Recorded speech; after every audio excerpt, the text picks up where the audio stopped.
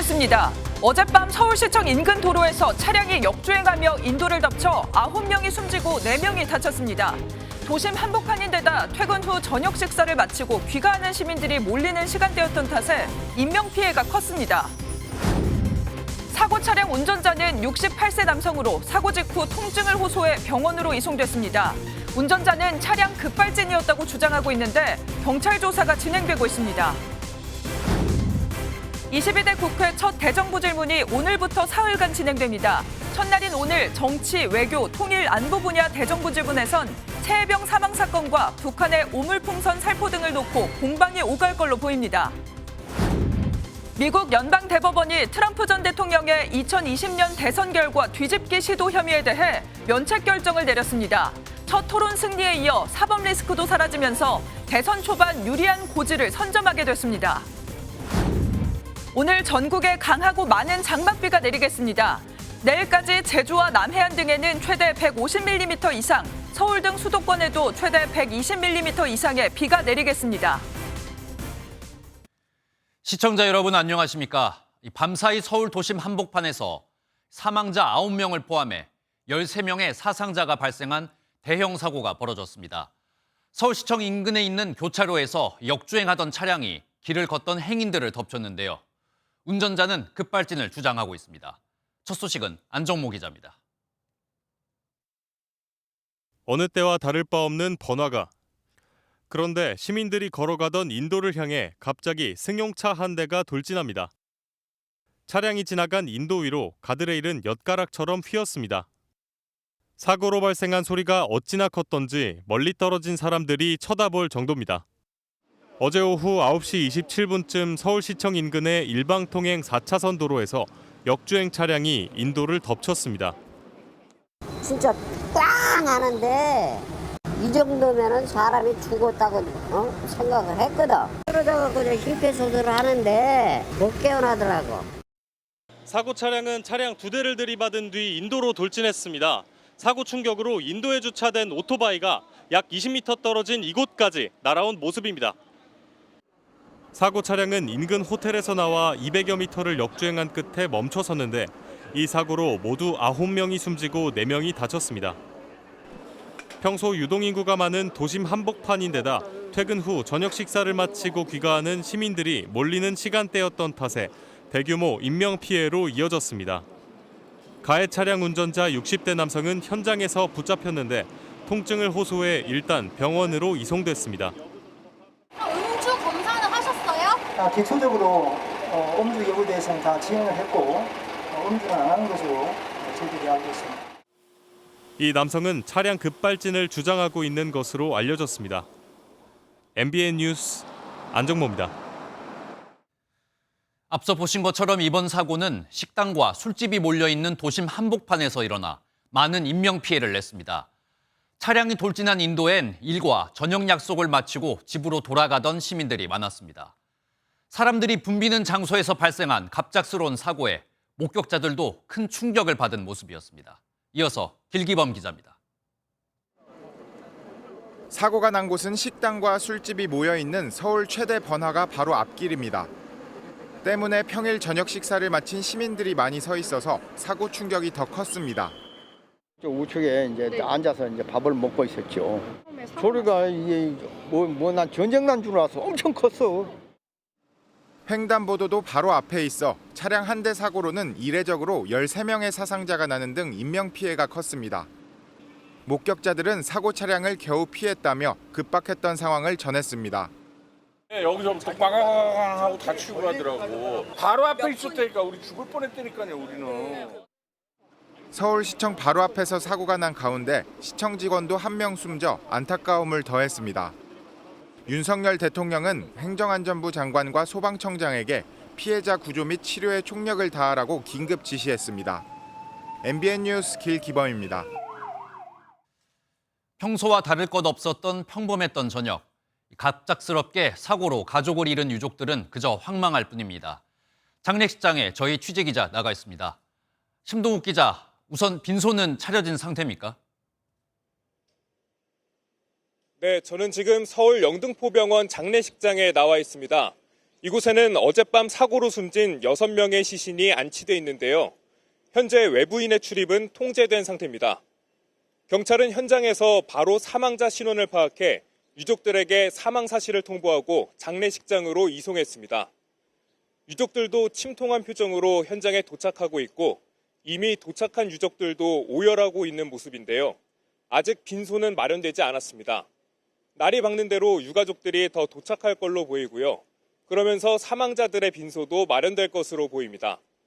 6명 이외에도 2명은 국립중앙의료원에 1명은 신촌 세브란스 병원으로 심정지 상태로 옮겨졌지만 안타깝게도 모두 숨졌습니다. 네, 어제 사고를 낸 운전자도 지금 치료를 받고 있다고 들었는데 일단 사고 원인으로 급발진 주장하고 있는 거죠? 네, 그렇습니다. 어제 사고를 낸 운전자 68세 남성도 인근 병원으로 옮겨져 치료를 받고 있는데요. 경찰은 이 남성을 현장에서 검거했는데 사고 직후 이 남성이 통증을 호소하면서 일단 병원으로 이송한 상태입니다. 남성은 이번 사고를 급발진으로 인한 사고로 진술한 것으로 알려졌습니다. 하지만 현장에서 사고를 목격한 시민들은 운전자가 브레이크를 밟고 차량을 멈춘 만큼 급발진이 아니었다는 취지로 증언하기도 했는데요. CCTV에도 차량이 사고 직후 감속을 하면서 멈추는 장면이 담겼습니다.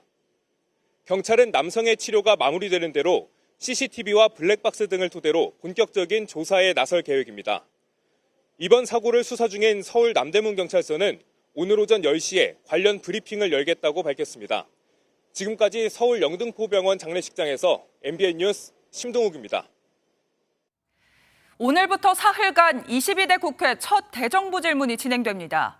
첫날인 오늘은 최혜병 사건과 북한의 오물풍선 도발 등을 놓고 치열한 공방이 오갈 걸로 예상되는데요.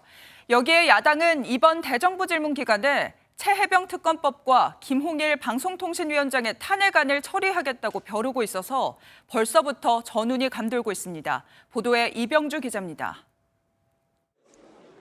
오늘 22대 국회 첫 대정부 질문은 정치, 외교, 안보 분야로 시작됩니다.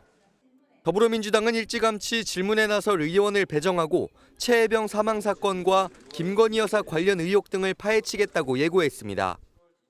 이번 임시회에서 눈콧만큼도 나아질 기미가 보이지 않는 윤석열 정권의 무능, 무대책, 무책임과 무도함을 낱낱이 파헤치고 따지겠습니다. 여기에 대정부 질문 기간 내 최혜병 특검법과 방송사법을 처리한다는 방침입니다. 국민의힘은 입법 독주라고 지적하며 맞서고 있습니다. 특히 필리버스터, 무제한 토론 카드도 염두하고 있어 법안의 정확한 처리 시점은 불투명합니다. 민주당은 입법 폭주를 멈춰주길 바랍니다. 이제 정신 차려야 합니다. 국민의힘은 국민과 함께 민주당의 입법 독주를 반드시 막아내겠습니다. 민주당은 또 대정부 질문 기간 김홍일 방송통신위원장 탄핵안도 처리한다는 계획인데 정치권에선 김 위원장의 자진 사퇴 가능성이 거론되고 있어 이 부분은 변수로 꼽힙니다. MBN 뉴스 이병주입니다. 미국 대법원이 트럼프 전 대통령의 2020년 대선 결과 뒤집기 행위에 대해 사실상 면죄부를 줬습니다. 첫 TV 토론 승리에 이어 이 사법 리스크까지 해결하면서 트럼프는 대통령 선거 초반 유리한 고지를 선점하게 됐습니다. 워싱턴에서 최중락 특파원입니다. 트럼프 전 대통령의 2020년 대선 결과 뒤집기 시도 혐의에 대해 미국 연방 대법원은 전직 대통령의 재임 중 공적 행위는 형사 기소를 면제받아야 한다고 판결했습니다. 미 대법원은 전직 대통령은 재임 중에 공적 행위에 면책 특권이 있으나 사적 행위에 대해서는 면책 특권이 존재하지 않는다고 보수 6, 진보 3의 대법관 성향 그대로 결정했습니다. 그러면서 대법원은 하급심 법원이 이 같은 법리를 어떻게 적용할지를 판단하라고 명령했습니다. The outcome makes it unlikely that a trial could be held before the November election and suggests a lengthy delay before any trial could proceed. 트럼프 전 대통령은 대법원 판단 이후 SNS에 올린 글에서 헌법과 민주주의의 큰 승리라며 미국인인 것이 자랑스럽다고 밝혔습니다. 이로써 트럼프 전 대통령은 11월 대선에서 승리하면 취임 후에는 법무장관을 통해 자신에 대한 기소를 중지할 것으로 전망됩니다. 바이든 캠프 측은 트럼프는 2020년 선거에서 패배하고서 폭도들을 부추겼다며 대법원 판결로 달라진 사실은 없다고 판결 의미를 축소했습니다. 토론 참패 후 후보 사퇴론에 직면한 바이든 대통령은 주말 동안 별장 가족회의에서 출마 의지를 굳히고 새로운 광고를 내놨습니다. I know how to tell the truth. I know like millions of Americans know. When you get knocked down, you get back up. 정신적 지주 역할하는 부인 질 바이든 여사는 패션 잡지 보그와의 인터뷰에서 우리는 계속 싸울 것이라며 후보 사퇴론을 단호히 배격했습니다. 하지만 대법원 판결로 트럼프 전 대통령은 11월 대선 전에 사실상 사법 리스크가 사라지면서 첫 TV 토론 승리와 함께 재선 가도의 승기를 잡았다는 분석이 나오고 있습니다. 워싱턴에서 MBN 뉴스 최종락입니다. 최근에 난기류 때문에 발생하는 비행기 사고가 크게 늘었는데요. 이번엔 스페인에서 우루과이로 가던 보잉 여객기가 난기류를 만나 브라질 공항에 비상 착륙하는 일이 벌어졌습니다. 기체가 갑자기 급하강하면서 승객 한 명이 항공기 천장을 뚫고 들어가는 등 30명이 다쳤습니다. 이교욱 기자가 보도합니다. 한 남성 승객의 몸이 비행기 천장을 뚫고 들어가 발만 나와 있습니다. 기진맥진한 남성은 주변 승객의 도움으로 간신히 몸을 빼냅니다. 멀쩡한 좌석을 찾아보기 힘들 정도로 기내는 아수라장이 됐습니다. 현지 시각 1일 스페인에서 우루과이로 향하던 유로파 항공 여객기가 난기류를 만나 급강하한 후 브라질 공항에 비상 착륙했습니다. Gente que se quebró, que tuvo varias lesiones en los brazos, cara, pierna, en todos lados. Y la quedábamos ahí. Pero bueno, gracias a Dios no pasó mayores. 여객기 고도가 일순간 뚝 떨어지면서 천장과 충격해 머리뼈가 골절되는 등 승객 325명 중 30명이 부상을 입고 병원으로 이송됐습니다. 기장이 사전에 난기류 경고와 함께 안전벨트 착용을 당부했지만 이를 듣지 않은 승객들이 부상을 입은 것으로 파악됩니다. Y nada, de un momento para el otro se estabilizó, se fue en picada y toda la gente que no tenía cinturón se fue por los aires, se dio contra el techo, se lastimó, etc. 사고 여객기는 보잉 7879 드림라이너로 지난 5월 난기류 사고로 12명이 부상을 입은 카타르 항공 여객기와 같은 기종입니다.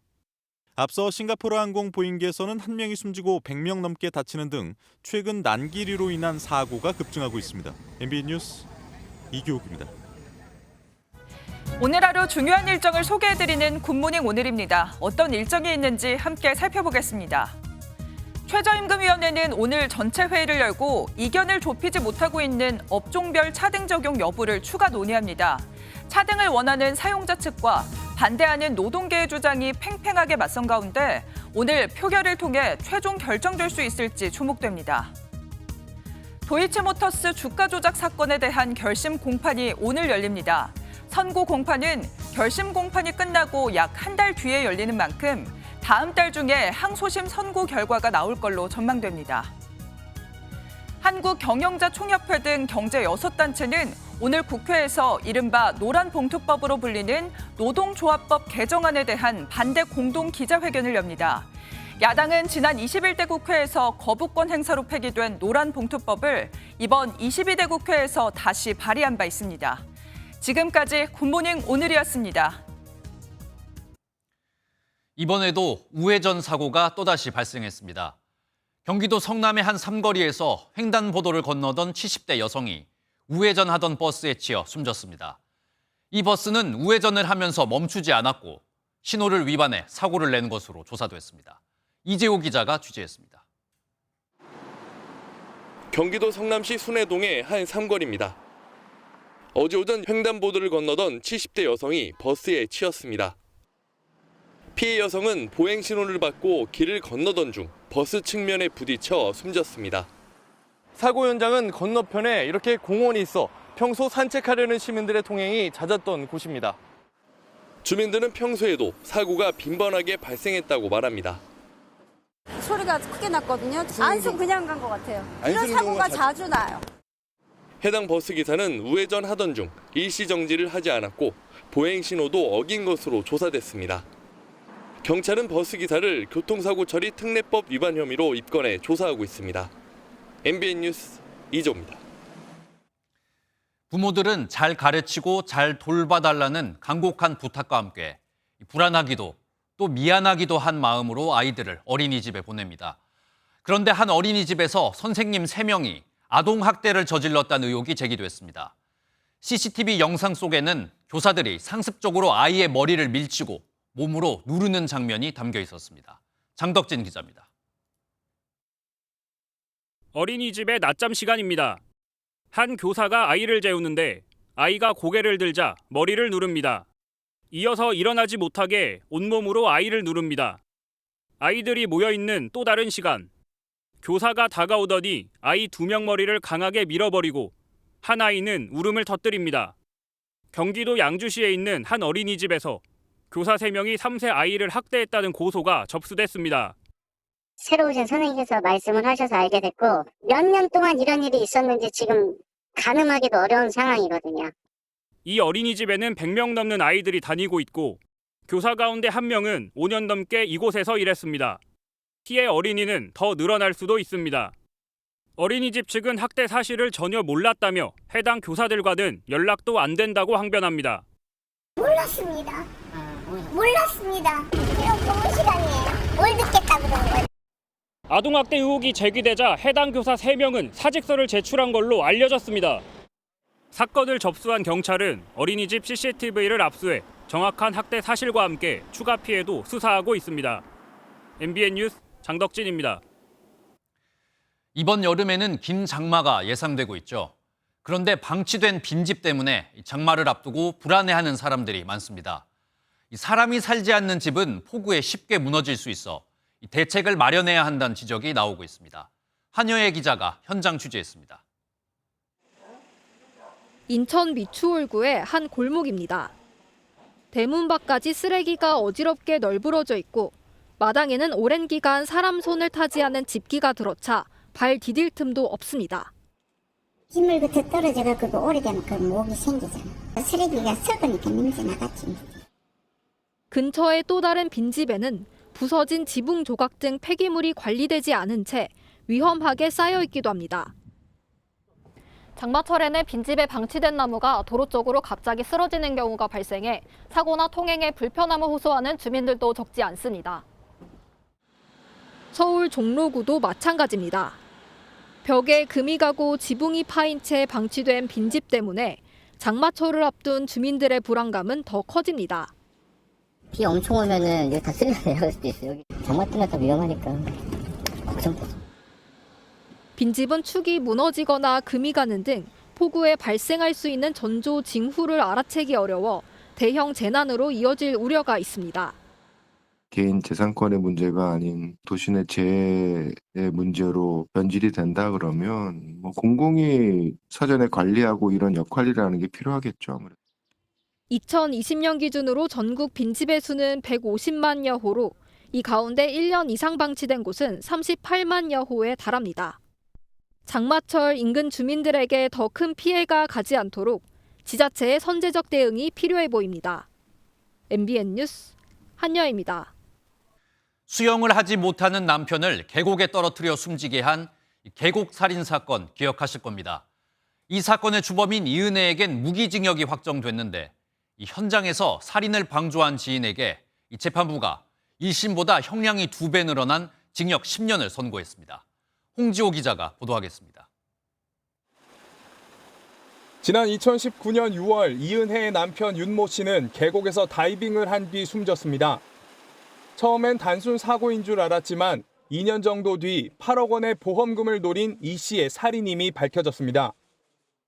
살인 혐의 인정하십니까? 매달 거액의 보험료를 내고 이은혜에게 생활비를 주면서 자신은 생활고에 시달린 것이 확인되면서 공분도 커졌습니다. 이은혜는 공범인 내연남 조현수와 함께 재판에 넘겨졌고 대법원까지 이어진 재판에서 무기징역과 징역 30년이 확정됐습니다. 수사 과정에서 이은혜의 오랜 지인 A씨도 살인을 방조한 것으로 확인됐습니다.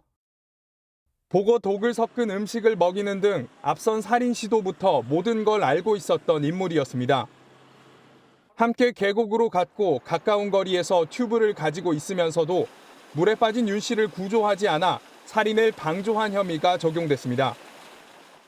1심 재판부는 살인 계획을 알면서도 아무런 조치를 하지 않았다면서 징역 5년을 선고했습니다. 항소심 재판부는 이은혜에게 무기징역이 선고된 점 등을 보면 원심이 선고한 형이 너무 가벼워 부당하다며 형량을 2배로 높여 징역 10년을 선고했습니다. MBN 뉴스 홍지호입니다. 지난달 육군 일병이 부대에서 부조리에 시달리다 숨진 채 발견됐다는 소식 저희 MBN이 단독으로 전해드렸는데요. 취재 결과 이 부대 선임병들이 숨진 일병에게 압존법을 암기하도록 강요했던 사실이 확인됐습니다. 상급자에게 그 사람보다 낮은 상급자를 낮춰 부르는 압존법은 폐지된 지 오랜데요. 이 폐지된 압존법 암기에 모욕과 욕설까지 있었던 정황이 드러났습니다. 권용범 기자가 취재했습니다. 군사경찰은 지난달 23일 육군 51사단 소속 A1병이 사망한 채 발견되기에 앞서 여러 건의 병영 부조리가 있었던 정황을 포착했습니다. MBN 취재 내용을 종합하면 A1병이 부대에 전입해온 뒤 선임병들이 압존법을 암기하도록 강요한 것으로 전해졌습니다. 상급자와의 대화에서 낮은 상급자를 높이지 않는 압존법은 병영 부조리로 지목돼 지난 2016년 군대 내 사용이 금지됐습니다. 부조리는 또 있었습니다. 압존법 암기를 강요하고 질책과 모욕, 심지어 욕설까지 한 사실도 조사 과정에서 드러났습니다. 지금 현재 그 해당 사안에 대해서 군 수사기관인 민간경찰과 함께 초기 조사를 진행하고 있습니다. 육군은 사건을 경찰에 넘기는 방안을 검토 중입니다. 군사법원법은 군대에서 발생한 사망사고에 범죄 혐의가 있는 경우 민간경찰에 이첩하도록 규정하고 있습니다. A1병이 숨지기 전 있었던 병영 부조리가 추가로 드러나면서 이번 사건이 경찰에 넘어가면 파장은 더 커질 전망입니다. MBN 뉴스 권용범입니다. 우리나라의 인구 소멸 문제를 국가적 위기로 선언한 윤석열 정부가 저출산은 물론 고령화와 이민 같은 인구 정책을 모두 총괄하는 부총리급의 부서를 만들기로 했습니다. 그동안 부처별로 따로 놀았던 인구 정책을 더 이상 방치하지 않고 이젠 강력한 컨트롤 타워를 설치한다는 계획입니다. 김민수 기자의 보도입니다. 지난 2월 부영그룹이 임직원 출산 장려금 1억 원 지급을 발표하자 중과세 우려가 나왔습니다. 출산 장려금이 소득으로 잡히면 소득세 38%, 자녀에게 주더라도 증여세 10%를 물어야 했습니다. 예산을 300조 원이나 쓰고도 부처 간 손발이 안 맞으면서 인구 정책은 실패를 거듭했습니다. 정부는 인구전략기획부를 출범시켜 이처럼 따로 노는 인구 정책 역량을 한 곳으로 모으겠다고 밝혔습니다. 강력한 컨트롤 타워로서 전략, 기획 및 조정 기능에 집중할 수 있도록 경제기획원과 유사한 모델로 설계하였습니다. 경제기획원은 박정희 대통령 시절 신설돼 경제정책 컨트롤 타워 역할을 맡았습니다. 윤석열 대통령은 인구 소멸 문제에 있어서도 이런 강력하고 일관된 정책을 추진할 정부 조직의 필요성을 느낀 것으로 보입니다. 이에 따라 인구전략기획부는 저출생과 고령화, 이민 등 인구 정책의 모든 판을 짜고 복지부 등 기존 부서는 실무를 맡게 됩니다. 인구 분야에 대해서는 최상위 국가 발전 전략을 신설 부서에서 이제 세워서 각 부분별로 각 부처에 이제 각 시행을 하게 되겠습니다. 그래서 인구 정책 관련 예산을 배분하고 조정하는 사전 심의 권한도 주어져 기재부는 특별한 경우를 제외하고는 예산 편성에 반영해야 합니다. 대통령 직속 저출산 고령사회위원회는 인구전략기획부 장관 소속 자문위원회로 바뀝니다. 정부는 저출산 고령사회 기본법 개정안을 이번 달 발의하고 국회 통과가 되면 3개월 안에 신설 부서가 출범할 것으로 내다봤습니다. MBN 뉴스 김민수입니다.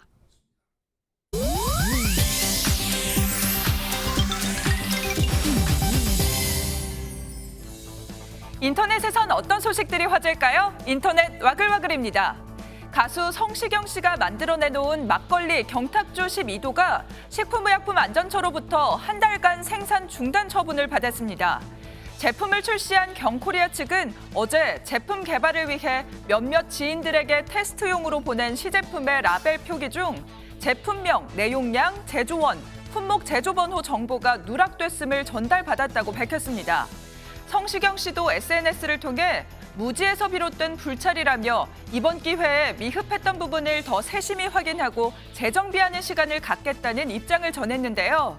마지막으로 담금한 제품을 8월 2일까지 판매한 뒤 재정비 시간을 갖고 같은 달 20일 판매를 재개할 것으로 알려졌습니다. 강원 평창에서 말을 운반하던 차량이 넘어지면서 말들이 도로를 활보하는 소동이 벌어졌습니다. 도로에 나타난 말들의 모습인데요. 어제 오후 평창의 한 4차선 도로에서 말 4마리를 싣고 가던 화물차가 옆으로 넘어지는 사고가 있었습니다. 이 틈을 타 자유의 몸이 된 말들이 도로 위를 배회하는 모습이 포착된 건데요. 말들이 도로에서 돌아다니는 바람에 교통체증이 있었지만 불편이 심하지는 않았다고 합니다. 다행히 출동한 경찰과 소방당국이 차량을 통제하고 도로를 쏘다니는 말들을 가두면서 1시간여 만에 안전하게 조치를 마쳤다고 하네요. 중국의 한 커플이 역대급 홍수를 무릅쓰고 결혼식을 올려 화제가 됐습니다. 흰색 웨딩드레스를 입은 신부가 우산을 든 채 보트 안에 앉아 이동하는 모습인데요. 신부 아버지와 신랑은 함께 보트를 밀고 있습니다. 외신에 따르면 이 커플은 지난달 19일 고향인 광시 장족 자치구 구일인에서 결혼식을 올릴 계획이었는데요. 이날 홍수로 마을이 침수되자 결혼식을 미루는 대신 보트를 타고 식장으로 향한 겁니다. 장거리를 이동했을 하객들을 생각해서 결혼식을 강행했다고 하는데요. 누리꾼들은 신부의 결혼식 차량이 고급차보다 훨씬 멋져 보인다. 정말 같은 배를 타고 물을 건넜다라면서 멋지다는 반응을 쏟아냈습니다. 인터넷 와글와글이었습니다. 정치권 소식으로 이어가겠습니다. 어제 대통령실 주요 참모들이 국회에 나왔습니다. 평소엔 불러도 잘 나오지 않는 국가안보실 직원들과 민정수석까지 총출동했는데요. 야당은 최혜병 수사 외압 의혹을 집중 추궁하며 이 대통령의 경로가 있었냐 공세를 펼쳤는데 이 대통령실은 경로 자체가 없었다고 적극 반박했습니다. 먼저 강용옥 기자입니다. 민주당은 최혜병 사건 수사 외압의 시작이 윤석열 대통령의 경로 때문 아니냐는 의혹을 집중적으로 파고들었습니다. 지난해 7월 31일 이종섭 전 국방부 장관과 통화한 기록이 있는 대통령실 내선번호 사용 주체가 누구냐고 따져 물었습니다. 800에 7070으로 전화가 가고 그 다음에 국방부 장관부터 시작해서 쭉 일사천리로 일처리가 됩니다. 왜 그랬을까요? 대통령실은 내선 번호 자체가 보안 사항이고 공개된 적이 없다며 확인을 거부한 데 이어 대통령의 경로 자체가 없었다고 반박하며 공방이 이어졌습니다. 그날도 정확히 무슨 주제인지는 기억은 안 나지만 여름 휴가 직전 당시로 기억을 하고 저희 앞에서 화를 내신 적은 없습니다. 그러면 어느 정도 이야기를 하면 경로라고 하는 거고 어느 정도로 낮게 이야기하면 그냥 이야기한 건가요? 대통령실은 또 최혜병 사망 사건은 경찰에서, 수사 외압 사건은 공수처에서 수사가 진행 중이라며 특검 도입에 대한 반대의 뜻을 재차 밝혔습니다. 위헌인 사항인데도 분명하고 대통령이 제2요건을 행사 안 했다? 저는 이건 대통령의 직무유기라고 생각합니다. 여당은 수사 외압의 근거가 명확하지 않다며 대통령실의 힘을 보탠 가운데 대통령 경로서를 둘러싼 정치권 공방은 계속될 전망입니다. MBN 뉴스 강용입니다. 앞서 보신 것처럼 국회에선 야당과 정부 여당의 전면전이 벌어졌습니다. 지금 갑질하냐, 민주당 아버지가 그렇게 가르치냐는 조롱부터 입을 닫으란 막말에 삿대질까지 나왔습니다. 앞으로 펼쳐질 22대 국회의 모습을 예상해 볼 수 있는 장면들이었습니다. 이 내용은 표선우 기자가 보도합니다. 국회 운영위원회는 시작부터 회의 진행 순서를 놓고 신경전을 벌였습니다. 국민의힘은 대통령실 업무보고에 여야 합의가 없었다며 반발했고 논란이 됐던 민주당의 아버지를 거론하며 비꼬았습니다. 이게 지금 대표님 말씀 협치입니까? 말씀 좀 정리해 주세요. 네? 손가락질하지 마시고. 어떤 이야기 하는데 아직 못 배웠군요. 아니 민주당 아버지는 그렇게 가르쳐요. 예? 위원 질의 중 끼어들기가 이어지다 막말과 고성 속 회의가 중단되기도 했습니다. 배현진 의원님 입 닫으시면 바로 진행할 수 있습니다.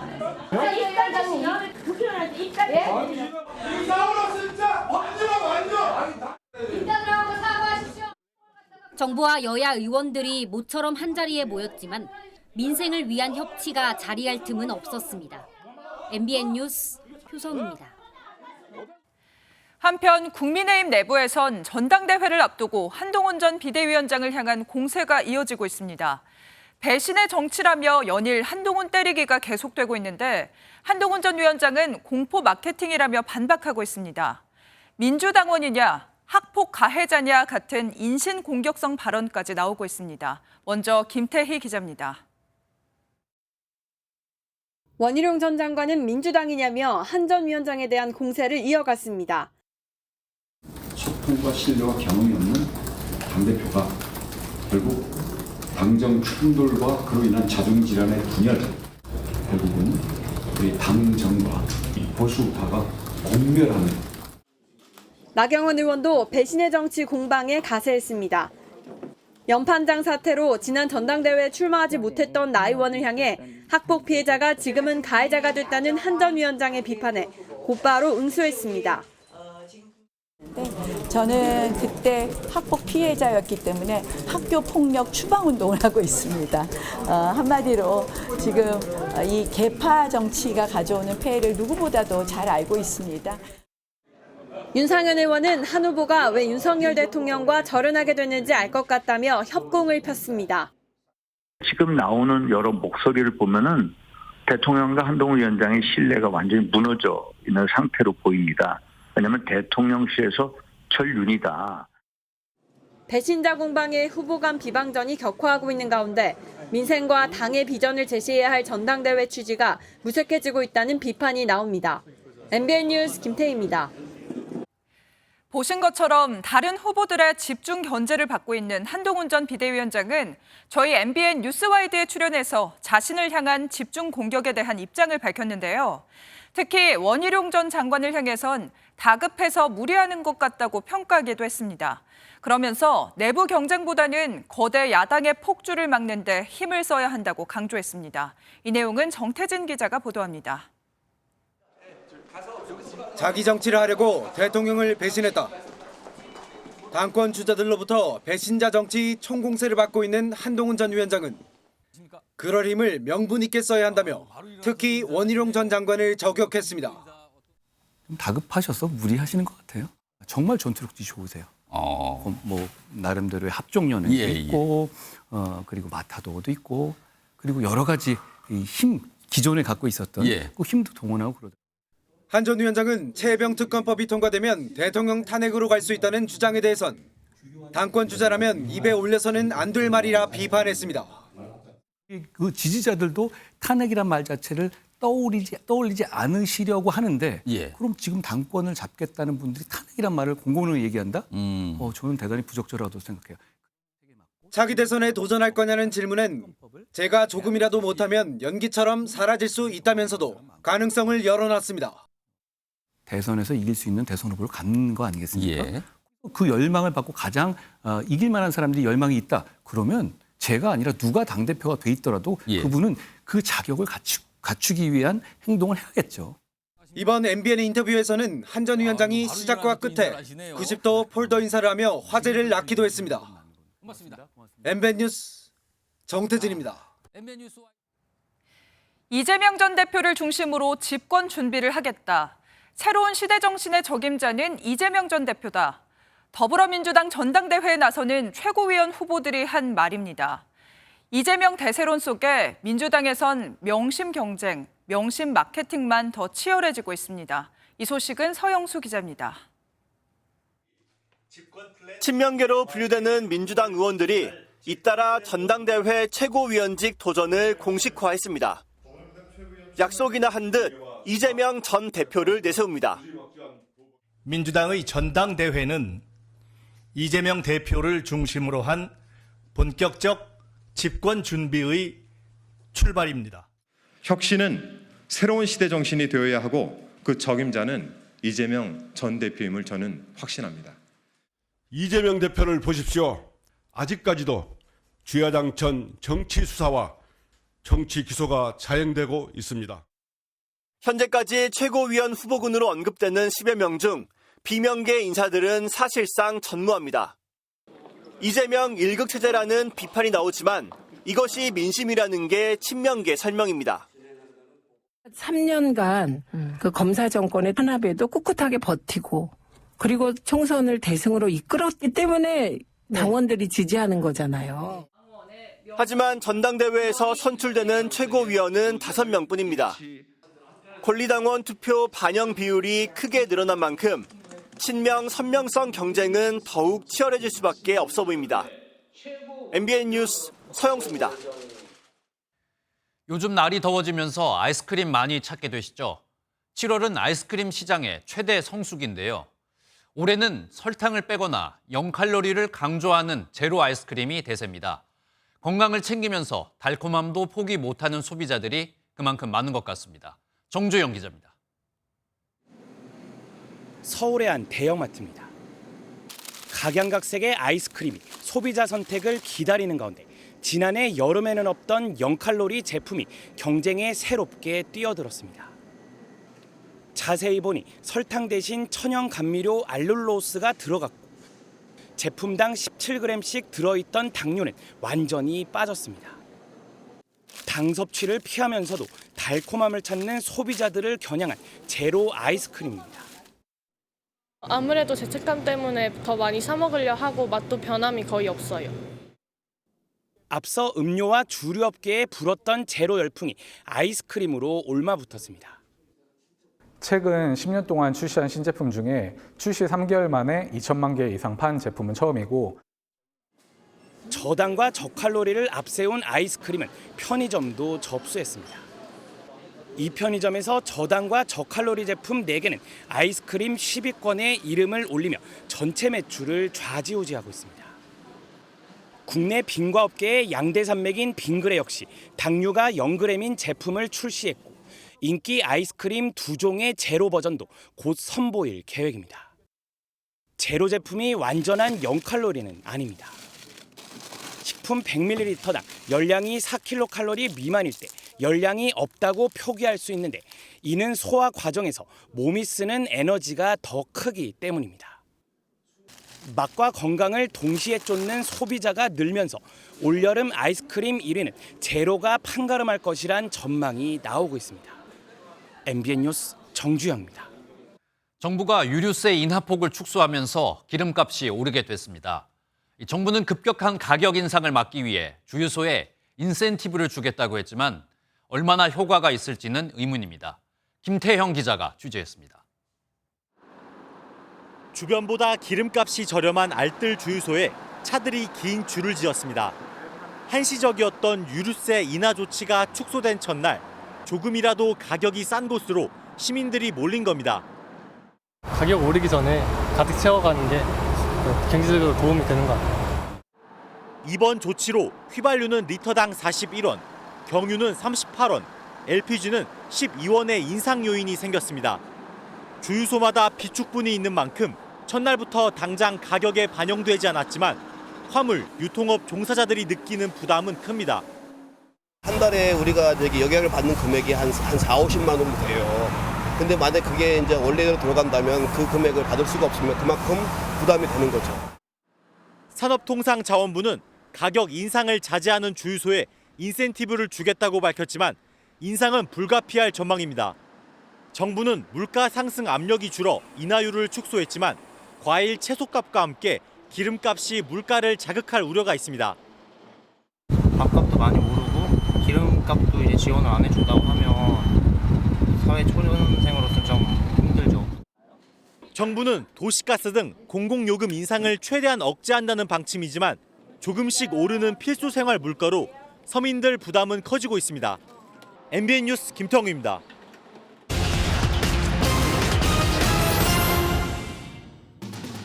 공정거래위원회가 알리익스프레스에 대한 제재에 나섰습니다.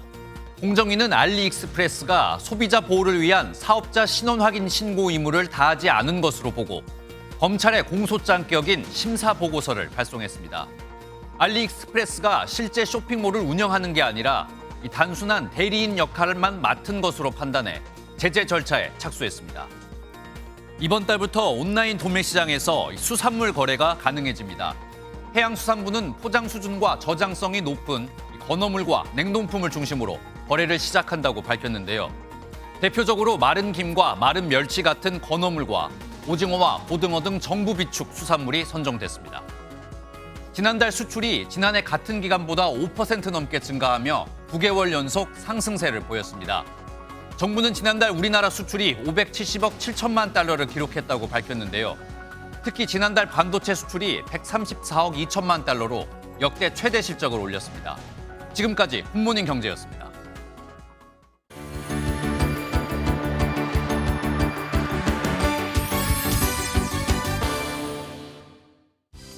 굿모닝 월드입니다. 고속도로 갓길에 경비행기 한 대가 떨어졌습니다. 프랑스에서 관광용 경비행기가 추락을 한 건데요. 당시 사고가 난 현장 모습을 영상으로 함께 보시죠.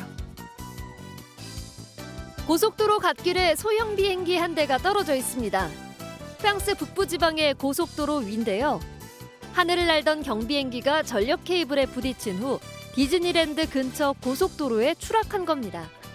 응급구조대가 곧바로 현장에 도착했지만 3명이 숨졌는데요. 해당 사고를 수습하기 위해 한때 고속도로 위는 교통이 마비됐었다고 하네요. 세계 곳곳의 관광 명소에서 펼쳐지는 다이빙 대회가 있는데요. 30m 가까운 높이의 절벽에서 뛰어내리는 참가자들의 모습을 만나보도록 하겠습니다. 이탈리아로 가보시죠. 절벽에 서 있던 남성이 물속으로 뛰어듭니다. 멋지게 공중제비를 돌며 입수하는데요. 세계 관광 명소에서 펼쳐지는 다이빙 대회가 이탈리아에서 열렸습니다. 5명의 심판들이 참가자의 퍼포먼스에 대한 점수를 평가하고 최종 점수를 받은 이가 우승하는 대회인데요. 아찔한 절벽 위에서 내면의 두려움을 넘어서야 하는 이들. 많은 선수들이 그동안 갈고 쌓아온 역량을 펼쳐 보였다고 하네요. 일본의 대표 관광지인 후지산. 이제 이곳을 찾는 관광객이라면 통행료를 의무적으로 내야 합니다. 많이 찾는 관광객들을 조율하기 위함이라는데요. 영상 함께 보시죠. 방문객 급증에 따른 조치로 후지산에 통행료가 생겼습니다. 기존엔 후지산 보전협력금 1,000엔이 부과되긴 했지만 자율적으로 내는 형식이라 의무는 아니었는데요.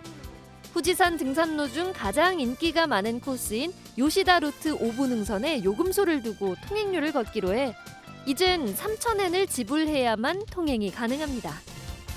등산객도 하루 최대 4,000명으로 제한하고 오후 4시부터 다음 날 오전 3시까지는 산장 숙박 외에 입산을 금지하는 조치도 실행한다네요.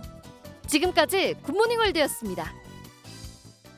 화요일 아침 굿모닝 MBN 마치겠습니다. 오늘도 좋은 하루 보내시기 바랍니다. 고맙습니다.